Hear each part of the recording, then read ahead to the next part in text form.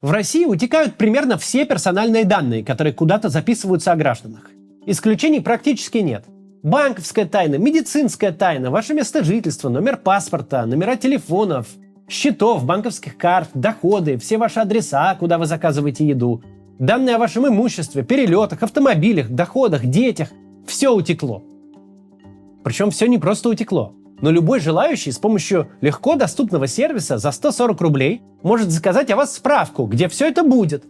Чтобы ее получить, нужно знать лишь фамилию, имя, отчество и дату рождения, и все. В это почему-то многие не верят и живут в иллюзии, что в России существует какая-то приватность. Но нет, ее нет. Сегодня поговорим об утечках данных россиян, о том, что это говорит о нашем государстве, а в конце ролика я расскажу вам, что можно узнать из этой справки, которую я заказал сам на себя в общедоступном сервисе, который аккумулирует все сливы. Мы вместе посмотрим, что любой человек, заплатив 140 рублей, может узнать обо мне. Ну и о любом из вас.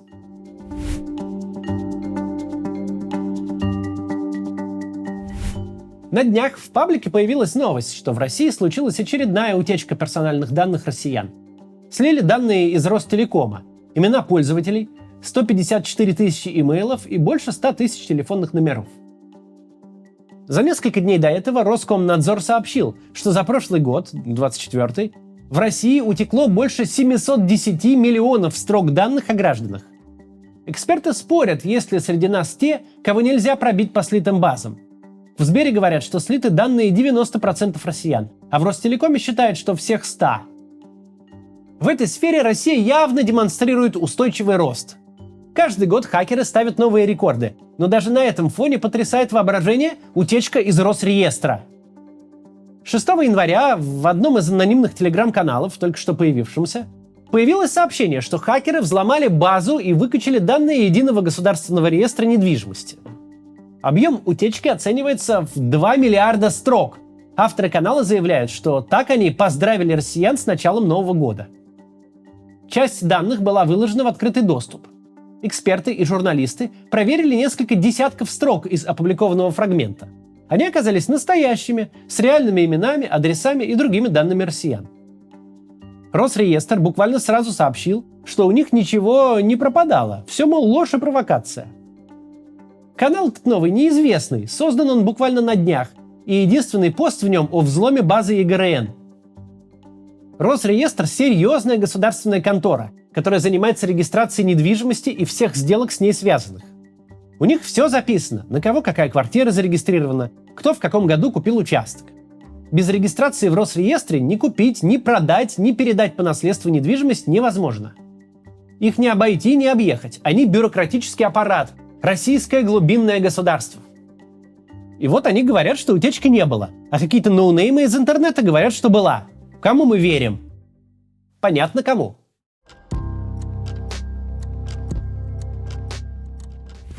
2019 год. В сеть утекают данные о десятках миллионов клиентов Сбербанка.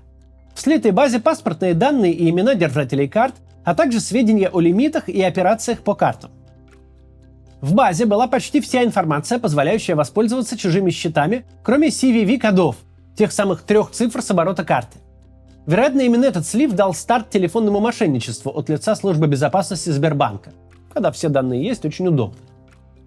В том же 2019 году в интернете обнаружилась база с данными 20 миллионов россиян, причем к тому времени она была доступна не меньше года. Источник слива так и не установили, но по характерным особенностям можно было предположить, что утекло это все из Федеральной налоговой службы или из пенсионного фонда. 2020 год. В Даркнете публикуют базу из реестра ГИБДД с данными автовладельцев. 2023 год. Утечка из программы лояльности Сбер-Спасибо. Больше 52 миллионов записей. Второй раз уже. Спасибо, Сбер. Конечно, чувствительные и конфиденциальные данные утекают не только в России. Но существенная разница в том, что в других странах каждый такой слив – это скандал и повод для серьезного разбирательства. А в нашей стране к этому словно привыкли все. Даже круги по воде не идут. За последние годы государственные и окологосударственные конторы сливали данные россиян, как будто у них социалистическое соревнование, как будто в конце каждого года проверяют, у кого больше утекло, и награждают отличившихся. Сливали Билайн и РЖД, госуслуги и Минздрав. Даже из структуры Сберкома утекли паспортные данные больше, чем миллионы избирателей, голосовавших по поправкам в Конституцию. На этом фоне утечка данных из Росреестра не кажется таким уж провалом. Разве что счет уже не на миллионы, а на миллиарды строк пошел. Но это только кажется. Уязвимость этой базы потенциально гораздо более опасный фактор, чем даже слив финансовой информации из банков. И дело вот в чем. Росреестр – организация очень важная. Ее деятельность касается практически каждого жителя России. Если у вас есть квартира, дом, земельный участок, гараж или другая недвижимость, с точки зрения государства принадлежат они вам, потому что так записано в Росреестре. Для большинства россиян квартира или дом – большая часть собственности, а потому все кровно заинтересованы в том, чтобы Росреестр работал без сбоев. Нам всем жизненно необходимо, чтобы там работали компетентные и профессиональные сотрудники, чтобы за безопасность данных отвечали самые крутые специалисты.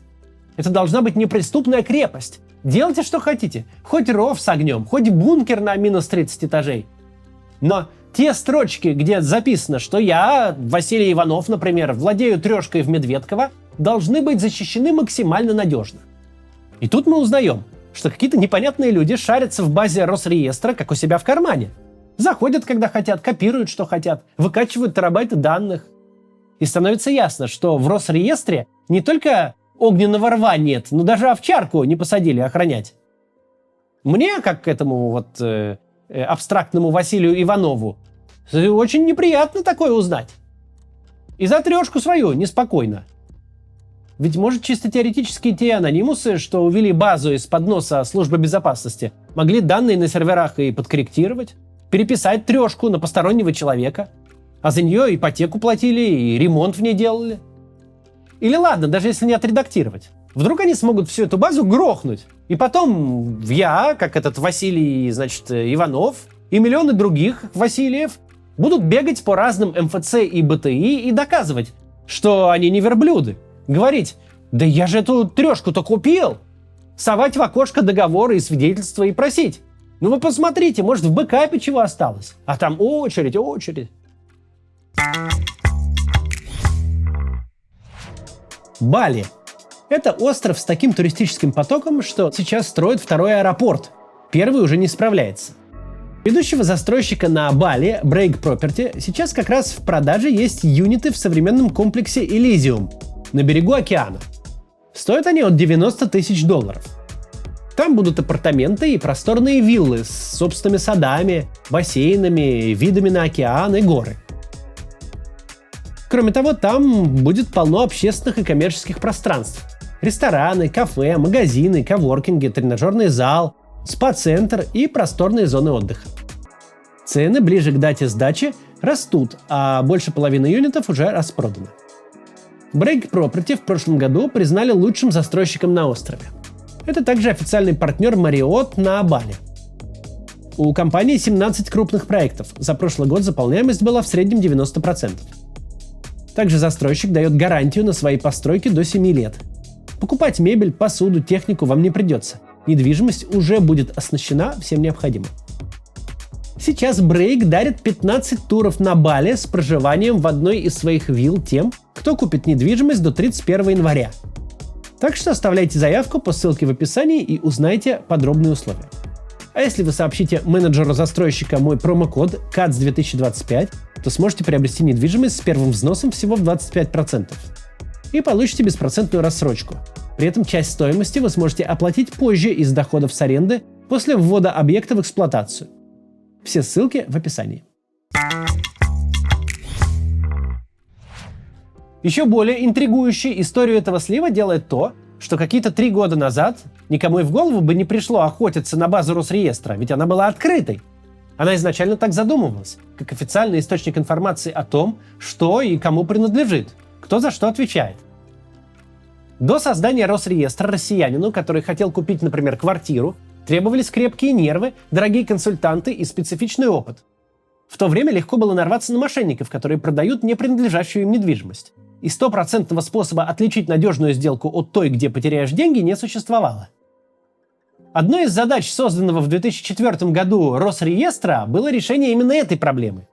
Хочешь узнать, кому принадлежит недвижимость, платишь небольшую пошлину, заказываешь выписку из Единого государственного реестра и четко видишь, с кем имеешь дело – с собственником или с мошенником. Кроме того, создание общей государственной базы упростила и ускорила процедуры покупки и продажи недвижимости. Раньше процесс занимал недели и даже месяцы.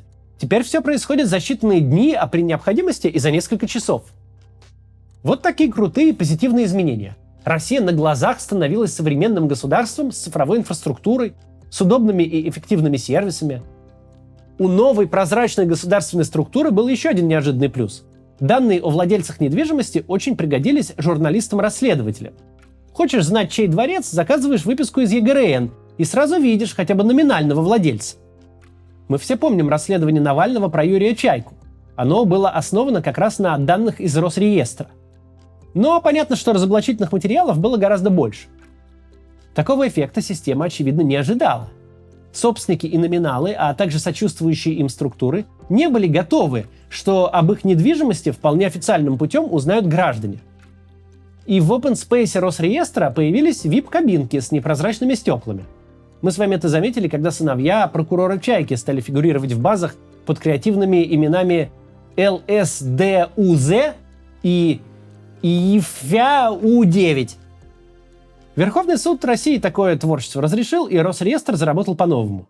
Тут данные публичим, тут скрываем, а тут рыбу заворачиваем. Но окончательно ломать удобную и эффективную систему, на надежности и доступности которой стоял весь вторичный рынок недвижимости, государство не решилось. И вот же совпадение. Все это время сливов базы Росреестра не было. Ведь чтобы организовать утечку защищенной информации, нужен серьезный мотив. Чаще всего базы взламывают для продажи в Даркнете. А кому продавать данные из Росреестра? Кто их будет покупать, если можно взять официальную выписку? Все изменилось после начала войны, когда государственной системе уже сам черт был не брат.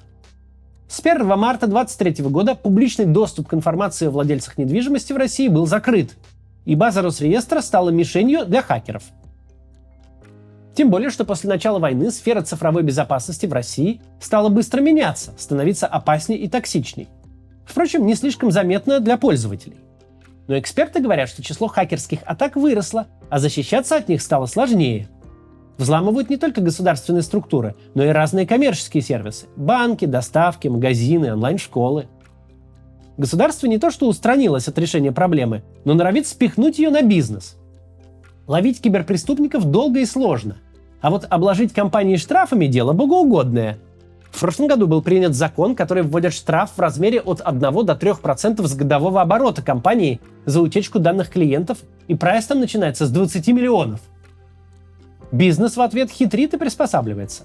Банк или, скажем, магазин спортивной одежды создает отдельное юрлицо, вся деятельность которого сводится к управлению базой клиентских данных.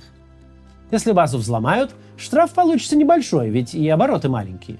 И делается так потому, что на самом деле не от каждого слива, будь ты хоть трижды гениальный архитектор безопасности, можно уберечь систему. У всех утечек информации по большому счету есть две причины. Либо взлом, когда злоумышленники снаружи, либо слив, то есть в утечке замешан кто-то из сотрудников. Специалисты говорят, что до войны большая часть проблем с безопасностью возникала именно из-за сотрудников, по прямому намерению или в силу некомпетентности. Но теперь число внешних угроз стремительно растет. 2/3 проблем – это взломы извне. При этом чаще всего хакеры не выдумывают никаких сложных стратегий, а просто проверяют сервисы, отыскивая уязвимости.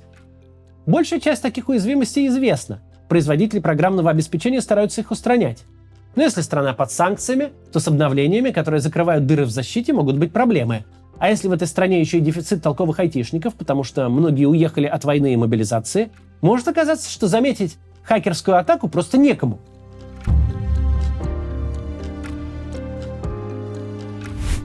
Некоторое время назад у меня на канале вышел ролик о телефонных мошенниках и о том, как в нашей стране сформировалась целая отрасль скама. Как она разоряет и травмирует людей, а некоторых даже делает преступниками. Сегодня мы разобрались, как мошенники получают информацию из закрытых баз. Из-за слива в Даркнете появилась новая информация о россиянах. На кого-то оформят кредит, на кого-то зарегистрируют фирму для отмывания денег, кто-то станет жертвой вымогательства и шантажа. И вроде бы для государства это все мелочи, которые ему не особо вредят. Но на самом деле сливы персональных данных из государственных сервисов – симптом того, что расползается сама ткань государства. Ведь по сути государство для того и нужно, чтобы поддерживать порядок, который мы считаем нормой. Трамваи ездят по рельсам, вода течет по трубам, люди ходят на работу, дети учатся в школе, полиция патрулирует улицы, а если кто-то кое-где у нас порой, то сразу пресекает. Ну или потом находит и наказывает.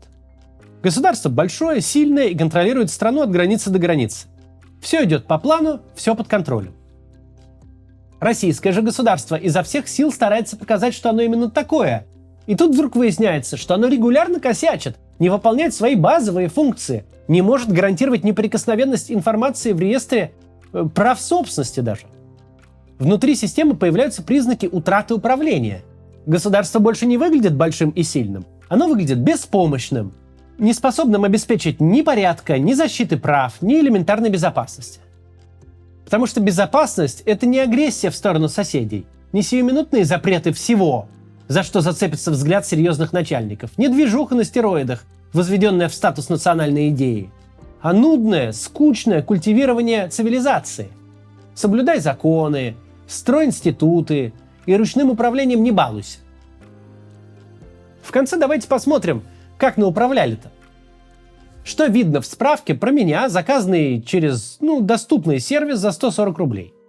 Сразу скажу, так много информации там не потому, что я какой-то известный человек. Такое там обо всех. Можете проверить себя. Ссылок и картинок я давать не буду, но вы наверняка легко найдете, если захотите.